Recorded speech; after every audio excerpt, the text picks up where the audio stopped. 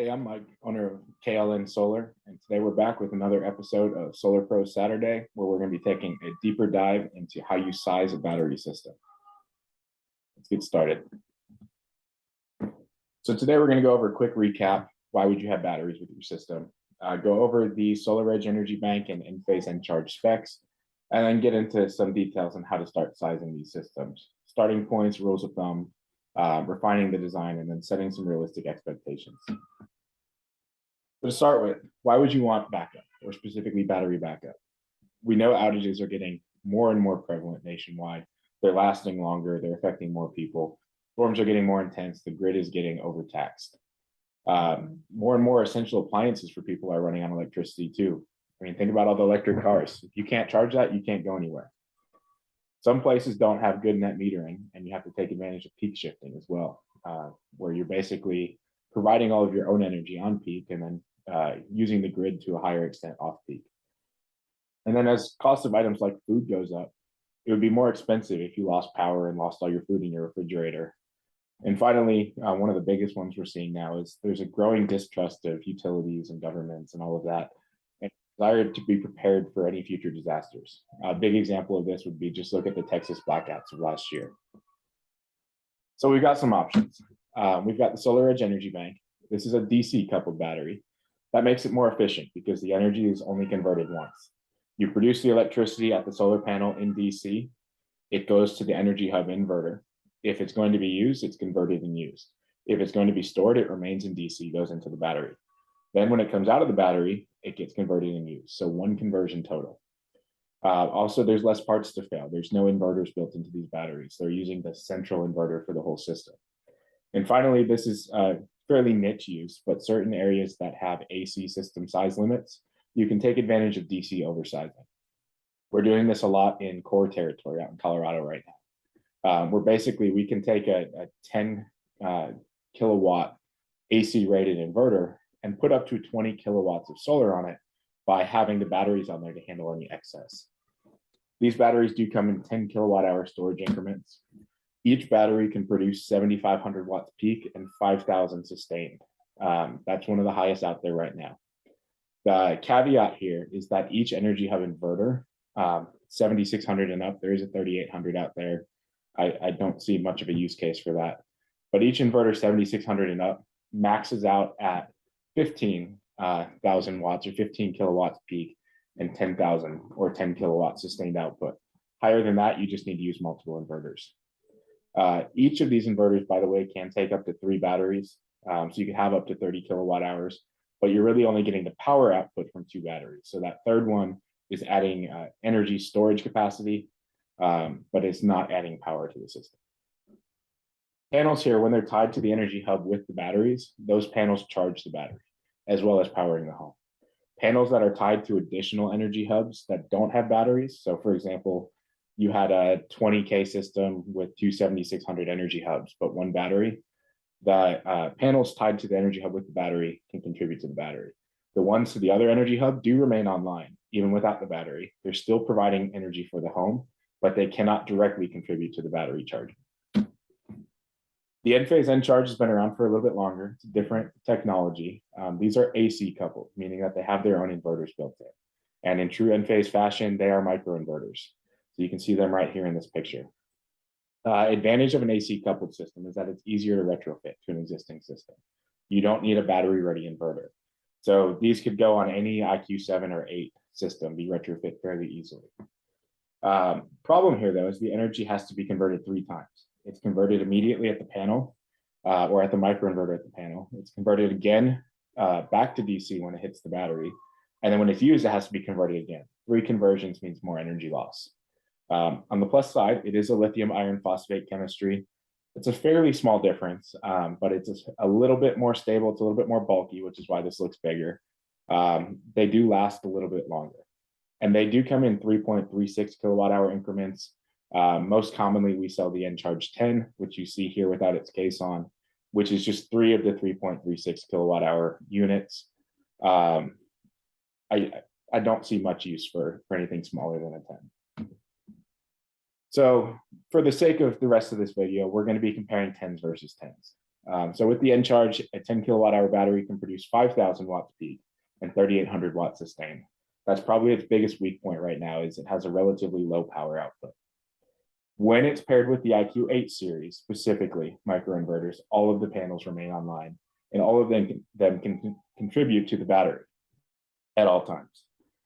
If it is the IQ7s tied to it, there is a limit of how many of the panels or how many of the microinverters will remain online in an outage, and the rest of them are shed. There is no limit to battery sizing here beyond the limitations of capability to provide the energy. So your solar system size, which we'll discuss in a little bit.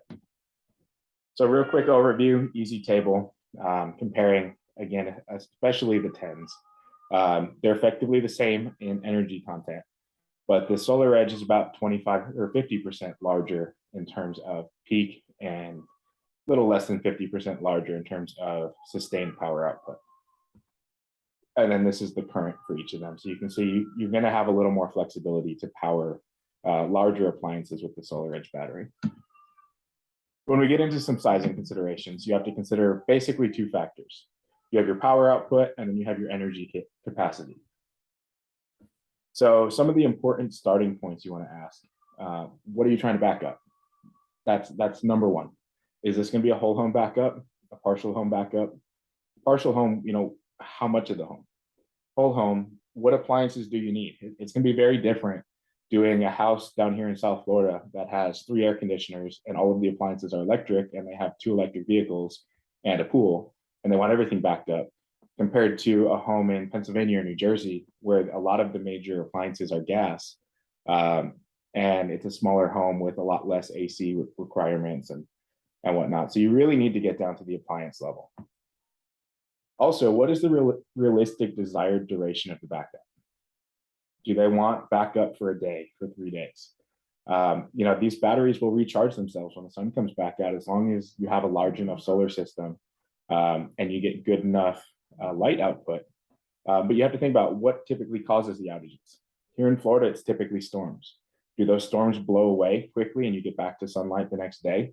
Or do you have 2 or 3 days of storms and 2 or 3 days of bad production? So you really have to look at that. That would be compared to, let's say, a rolling blackout out west where they're just worried about wind, but it's still sunny. They're going to have a much easier time recharging their batteries. We also need to look at the power. So my general rule of thumb that I start with is if you're doing a critical load backup, it's a 10 or more, right? All you're going to get out of a 10 kilowatt hour battery is critical load. So nothing 220 volt, low draw 110s only. So this will power the refrigerator, which is almost everybody's #1 priority. It'll power some lights, preferably LED, some outlets. They'll get Wi-Fi, TV, maybe a portable 110 volt AC unit in a single enclosed room. They want comfortable conditions to sleep in at night, maybe. Preferably you run this during the day when it's light out. That way you're not just solely relying on the battery.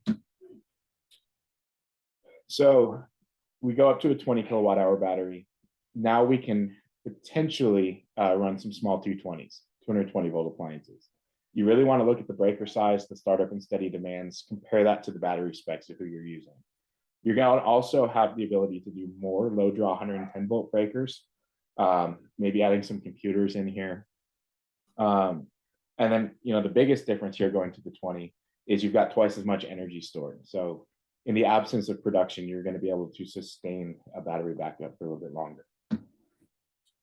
Now, if we want to start running some large appliances, we're at either a SolarEdge 20 or an Enphase 30. I want to put a little asterisk there because this really does vary. So single air conditioning unit, a well pump, something like that is what I consider a large appliance.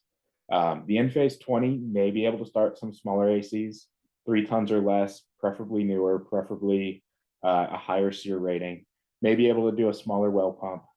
Soft start capacitors are huge here. They help to reduce the starting demand. So you really have to look on an individual level. And once again, you get more 110s that you can back up and just a longer duration because you've got more energy stored. So just to summarize my rule of thumb, I basically look to start at number of major appliances +1 for SolarEdge and +2 for Enphase. So No major appliances is a critical load. That's going to be one battery. One major appliance is going to be 2 SolarEdge or 3 Enphase. 2 is going to be 3 SolarEdge, 4 Enphase, and so on. Always, always, always manually verify this. You want to look at the breaker size. You want to look at equipment specs. You might even want to run your own ammeter on there. But always verify, because there's always going to be outliers.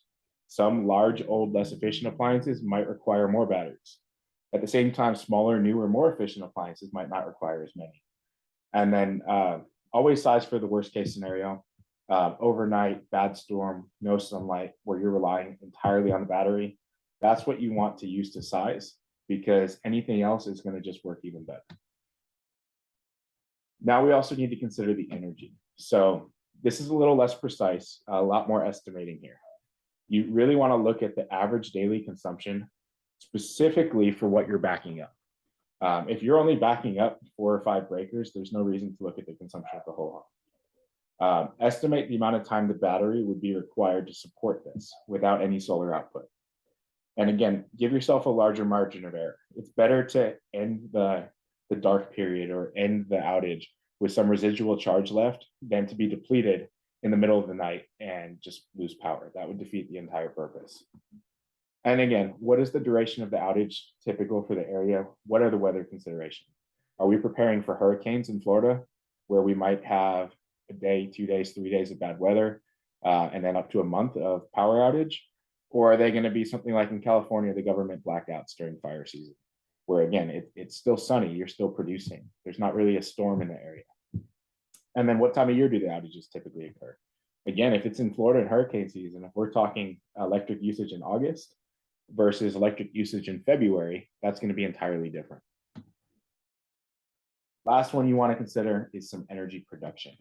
So in theory, on paper, any size battery could be paired to a system and provide backup capabilities in a grid outage, as long as you don't exceed the connection limit. So we talked about that already with SolarEdge. That's 3 batteries per energy hub. On really small solar systems, this could require you to be in backup only mode, because the system's just not large enough to recharge that battery. You would basically have it charged up over a period of a couple of days, hold its energy, and use it when you need it.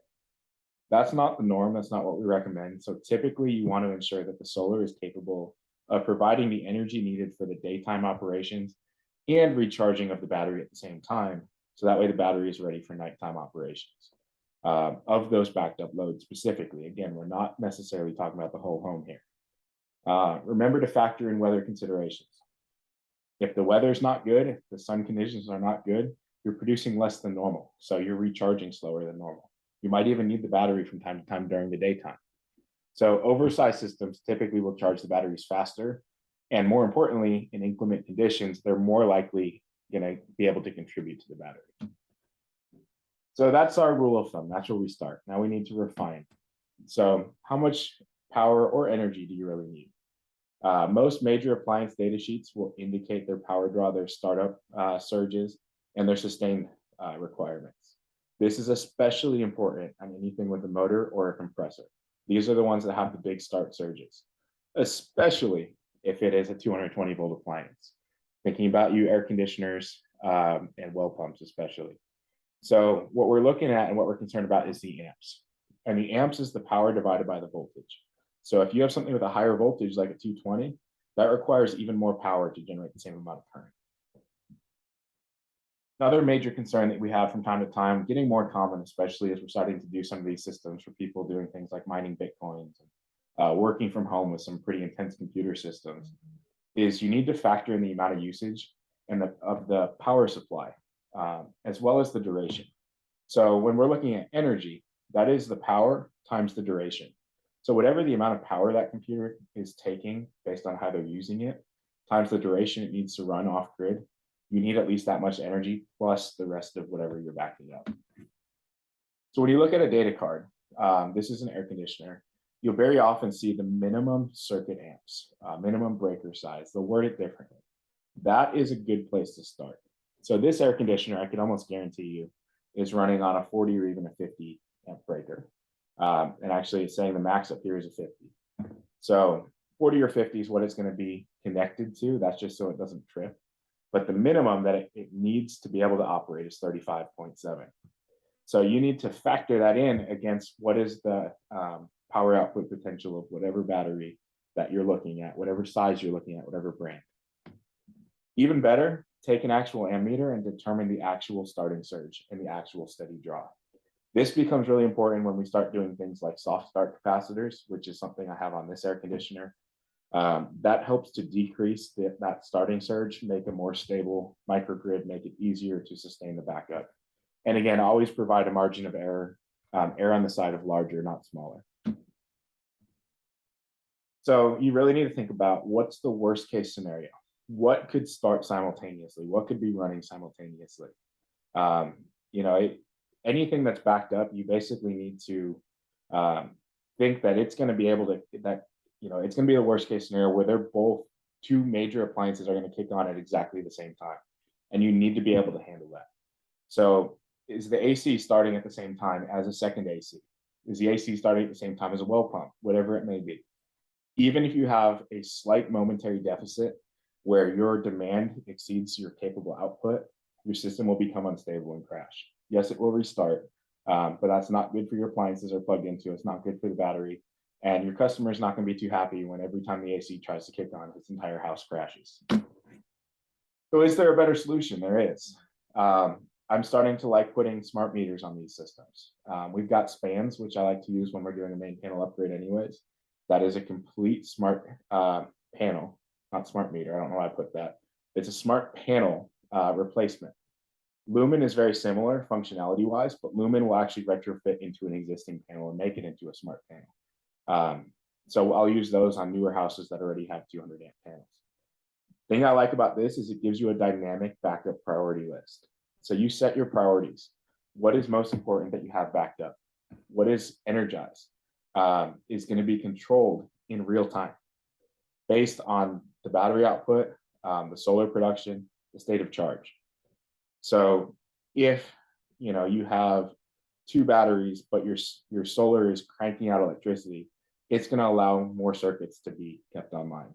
You get to nighttime, you get to a storm condition, something like that, it's going to automatically taper that down. So that way you're not exceeding how much power you can produce. And also that you're not blowing through your battery capacity really quick. Advantage here is it's no longer limited to a pre-selected breaker. You're not just doing a sub panel and saying, hey, pick 6 circuits that you want backed up. You could, in theory, have the entire house backed up doing it this way and just have that priority list. And if you've got a large enough solar system, maybe you can run the whole house during the day and only certain things at night. These are, mark my words, these are the future. And we're starting to put them in a little more and more exciting stuff and expect this to become more common. So once again, we're getting a little more in depth here. If you made it this far, awesome job. We'll have even more in depth coming out soon. Any questions, feel free to reach out there. Always happy to have people join my team. And any ideas for future trainings, drop them in the comments below.